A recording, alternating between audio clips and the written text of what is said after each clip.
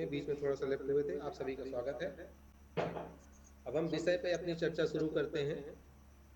मेरा एक्चुअली आज हमारे संचालक, तीनों संचालक नहीं है, टेक्निकल संचालक भी नहीं है और मीटिंग संचालक भी नहीं है। शायद वो जुड़ेंगे थोड़ी देर में, तब तक मैं इस जिम्मेदारी को मैं संभाल रहा हूँ।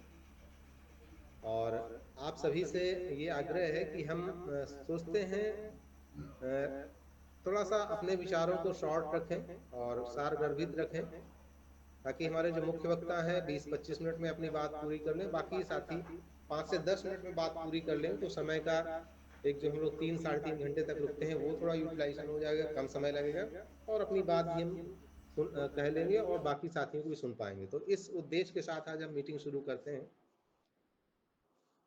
मैं विषय आप सबके जानकारी में पुनः पढ़ दूं एक बार। अनेक परिभाषित विधिक जिम्मेदारियों के साथ साथ अपने प्रत्येक व्यक्ति का अपने समाज के प्रति नैतिक प्राकृतिक दायित्व भी होता है। जिस समाज के लोग इन दायित्व को जितना पूरा करते हैं, उनके समाज का विकास उसी अनुपात में और उसी स्तर तक का होता है। प्राकृतिक, नैतिक किंतु अनिवार्य दायित्व क्या है, उस पर हम डिस्कस करेंगे।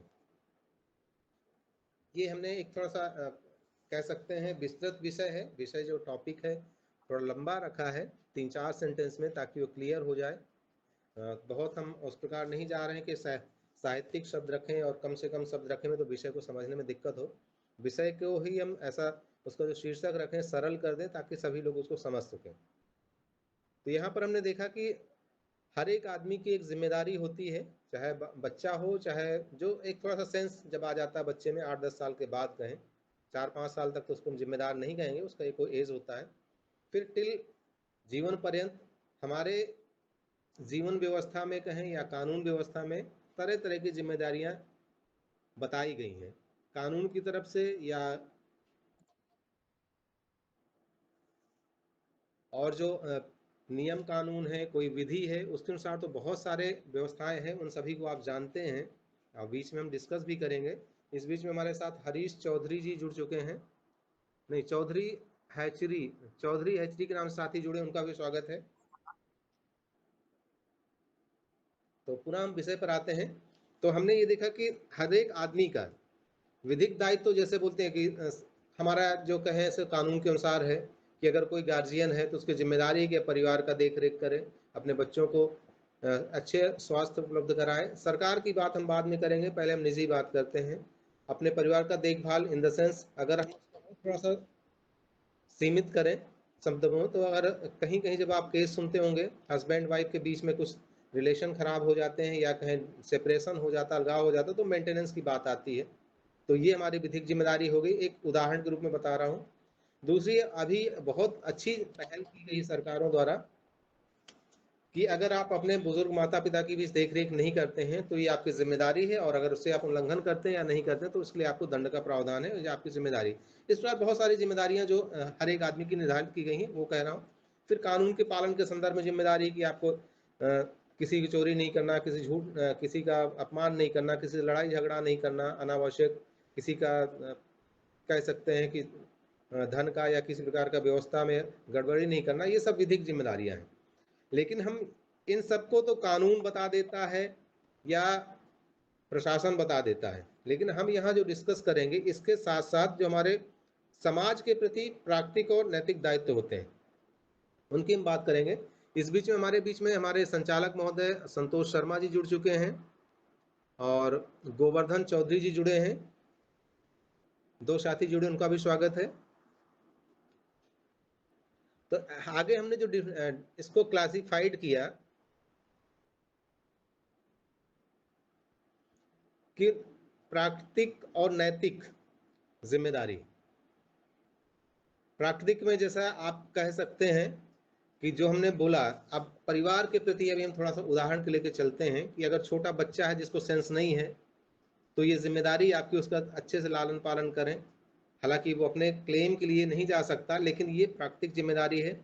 नैतिक जिम्मेदारी ये है कि अगर आपके आस पड़ोस में, आपके समाज में आपके जो रह रहे हैं लोग, उनको कोई परेशानी हो तो नैतिकता कहती है कि उसको आप साथ दें, उसकी समस्या को दूर करने का यथासंभव प्रयास करें। रास्ते में कहीं जा रहे हैं, कोई परेशानी में पड़ा है, तो उसको परेशानी से दूर करने का प्रयास करें। जैसा कि आजकल हम लोग पहले से भी देखते हैं, आज भी देखते हैं कि अगर रास्ते में कहीं जा रहा है, कोई आदमी किसी कारणवश गिर जाता है, जो बहुत साधारण एग्जाम्पल मैं उसको लेकर डिस्कस कर रहा हूँ। कहीं रास्ते में कोई गिर जाता है, बाइक से, मोटरसाइकिल से या साइकिल से, या कोई और छोटा मोटा और बड़ा एक्सीडेंट हो जाता है, तो सभी का एक नैतिक दायित्व समझकर सब लोग दौड़ते हैं, उसको सहयोग करते हैं। अब आते हैं, ये हो गया मैन टू मैन, एक आदमी के प्रति एक आदमी का दायित्व। इसी को हम थोड़ा सा ब्रॉड करके चलते हैं, सामाजिक दायित्व। हालांकि समाज भी जो बनता है लोगों से ही मिलकर बनता है, लेकिन यहाँ पर हम समाज को डिफाइन करेंगे एक पर्टिकुलर क्लास के अनुसार, जो एक वर्ग बना दिया हमारी व्यवस्था में, उस वर्ग को लेकर हम यहाँ समाज की बात कर रहे हैं। जैसे अगर हम कहें 4 वर्ग हैं हमारे संविधान या कानून के अनुसार, एसटी वर्ग, एससी वर्ग, पिछड़ा वर्ग और अनरिजर्व वर्ग। ये 4 वर्ग जो संविधान के अनुसार डिसाइड है, उसके हम यहाँ पर चर्चा करेंगे। तो हर एक आदमी की अपने समाज के प्रति प्राकृतिक और नैतिक दायित्व होता है, और जिस समाज के लोग इस प्राकृतिक और नैतिक दायित्व को जितना अच्छे से निर्वहन करते हैं, उतना ही उस समाज का विकास उस स्तर का और उसी अनुपात में होता है। ये मैंने एक और टॉपिक रखा है। अब इसको हम थोड़ा सा पुराने घटनाओं से लेकर चलेंगे विषय को समझने के लिए, फिर हम वक्ताओं को आमंत्रित करेंगे।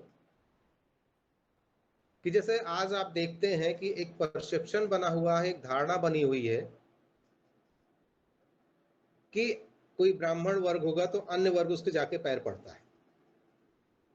ये कहीं डिफाइंड नहीं है, कहीं लिखा नहीं गया कि आपको पैर पड़ना है, लेकिन उस वर्ग ने, चौधरी जी हैचरी साहब आप थोड़ा सा वेट कीजिएगा, हम जरूर कॉल करेंगे। हमने ये उसमें डिफाइन, मैं जो कहना चाह रहा हूँ, एक परिपाटी बन गई, एक उस वर्ग ने ये परिपाटी स्थापित कर दी कि हम सर्वश्रेष्ठ हैं, ताकि बाकी लोग हमारे पैर पड़े। उस सर्वश्रेष्ठता को जाहिर करने, बनाए रखने के लिए बहुत सारे तरीके भी उसने अपनाया। चौधरी जी आप बार बार हैंड रेज कर रहे हैं, बहुत जल्दी हो तो मैं आपको इनवाइट कर लूँ, अदरवाइज वेट कीजिए। अगर मेरी आवाज़ सुन रहे हैं, हम सबको क्रम से बुलाएंगे, कृपया सभी साथी सहयोग दें। तो मैं कहना चाह रहा हूँ, उसी अपनी उस व्यवस्था को बनाए रखने के लिए जिसका एक वर्चस्व है, उसने तमाम तरह के धार्मिक है लोगों को तैयार किया कि हमें जाति पात या धर्म की आस्था को रखना है, ऐसा करना है, और लोग दौड़ के उसके पैर पड़ते हैं। ये एक उदाहरण के तौर पर मैं कह रहा हूँ। दूसरा बात आता है कि जो पिछड़ा वर्ग है या उससे इतर वर्ग है, वो जाके उसके पैर पड़ता है। लेकिन हमारे लोगों में या उस वर्ग के अलावा जो एसटी एससी और पिछड़ा वर्ग है, वो अपने लोगों में वो नैतिक और जिम्मेदारी नहीं ला पाया कि तुम्हें भी स्वाभिमान के साथ जीना है, इसलिए तुम अनावश्यक रूप से किसी के पैर क्यों पड़ते हो। एक उदाहरण के तौर पर डिस्कस कर रहा हूँ, ये हम जिम्मेदारी नहीं ला पाए। अब आते हैं कोऑपरेशन की बात। वो वर्ग जिसकी हम चर्चा कर रहे हैं, वो वर्ग अपने लोगों को कहीं भी जब एक अवसर मिलता है तो पहले अपने लोगों को देखता है कि मेरे वर्ग के लोग कितने हैं, उनको पहले अवसर प्रोवाइड कराने का पूरा प्रयास करता है। उससे क्या होता है, एक चेन बनती है। एक्स ने वाई की हेल्प किया, वाई ने फिर जब उस जगह पहुंचा हेल्प करने की जगह, तो जेड को हेल्प करता है, जेड फिर ए बी सी डी का चेन बनती है। ये जिस समाज में जितना लोग एक दूसरे को हेल्प करते हैं, वो समाज जो मैंने टॉपिक रखा उसी स्तर का और उसी अनुपात में विकास करता है। ये किसी प्रकार का सहयोग हो सकता है, सर्विस के मामले में, किसी परेशानी के मामले में, किसी को सहयोग करने के मामले, दुख दर्द में शामिल होने के लिए। जैसे अगर आप एक एग्जांपल में यहाँ पर दूं बहुत शॉर्ट में, अब मैं जा रहा हूँ कि एक जो आप देखेंगे जी, थोड़ा सा माइक ऑफ कर लीजिए। संतोष रैकवार जी का है क्या, या मैं ऑफ करता हूँ? सॉरी।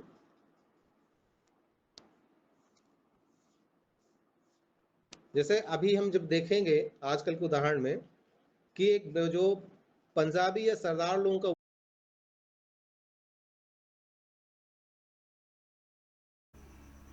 क्योंकि उन लोगों में आपस में एक दूसरे को बढ़ाने का सहयोग रहता है कि आप बिजनेस कर रहे हो तो मैं आपको कुछ सहयोग कर रहा हूँ। यही वर्ग ऐसा ही मिलता है जैन समाज में, कि जैन समाज के लोग भी एक दूसरे को बिजनेस करने के लिए बहुत सहयोग करते हैं। ये एग्जाम्पल मैंने दिया। तो हमारे नैतिक और प्राकृतिक दायित्व तो क्या है, ताकि हमारा समाज भी, पिछड़ा वर्ग समाज की बात करें, यहाँ पर हमारे पिछड़े वर्ग साथी ज्यादा जुड़े हैं, तो पिछड़ा वर्ग के समाज का भी उसी स्तर का अच्छे से विकास हो सके। ये हम यहाँ पर डिस्कस करें क्या क्या जिम्मेदारियां और हम कितना उस पर